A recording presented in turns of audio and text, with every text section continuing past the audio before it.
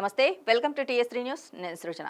America అధ్యక్షుడు Donald Trump పై మజ్లిస్ అధినేత అసదుద్దీన్ ఓవైసీ తీవ్ర విమర్శలు చేశారు. ప్రపంచ రాజకీయాల్లో అమెరికా తీసుకుంటున్న నిర్ణయాలు అనేక దేశాలను ఇబ్బందులకు గురిచేస్తున్నాయని ఆరోపించారు.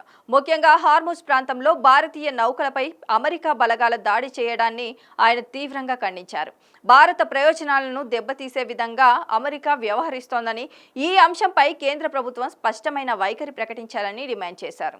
ఇదే సమయంలో తెలంగాణలో ఈ నెల 25 నుంచి ప్రారంభం కానున్న ఓటర్ల జాబితా సవరణ ప్రక్రియపై కూడా ఓవైసీ ఆందోళన వ్యక్తం చేసింది.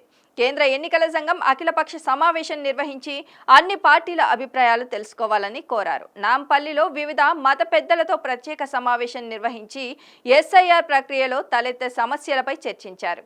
ఓటర్ నమోదు కోసం ఎన్నికల సంఘం సూచిస్తున్న 12 పత్రాల్లో తెలంగాణలో లేని 3 పత్రాలను ప్రామాణికంగా చూపించడం సరికాదన్నారు.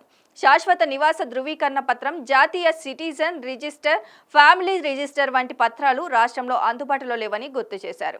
వాటి స్థానంలో రాష్ట్ర ప్రభుత్వం జారీ చేసే రేషన్ కార్డులు, డ్రైవింగ్ లైసెన్సులు, కేంద్ర ప్రభుత్వం ఇచ్చే పాన్ కార్డులను గుర్తించాలని సూచించారు.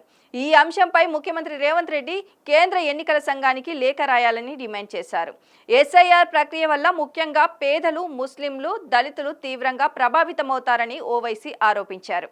కొన్ని శక్తులు కావాలనే ఈ వర్గాలను, ఓట్లను తొలగించడానికి కుట్ర పన్నుతున్నాయని అన్నారు.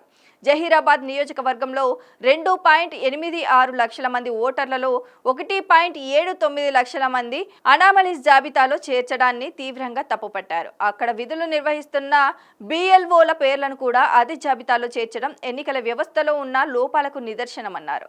తెలంగాణ వ్యాప్తంగా 88 లక్షల మంది ఓటర్ల పేర్లను అనామలీస్ జాబితాలో ఉన్నాయని, అందులో 62 లక్షల మందిని మళ్లీ చేర్చుతామని ఎన్నికల సంఘం చెప్తోందని తెలిపారు. ఇంత పెద్ద స్థాయిలో తప్పులు ఎలా జరిగాయో ఎన్నికల సంఘం సమాధానం చెప్పాలని డిమాండ్ చేశారు. ఈ తప్పిదాలకు బాధ్యులెవరో ప్రజలు తెలియజేయాలన్నారు.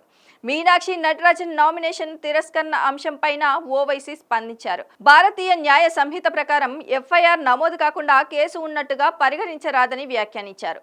చట్టపరమైన అంశాలను పరిగణలోకి తీసుకోకుండా నామినేషన్ తిరస్కరించడం సరైన విధానం కాదని అభిప్రాయపడ్డారు.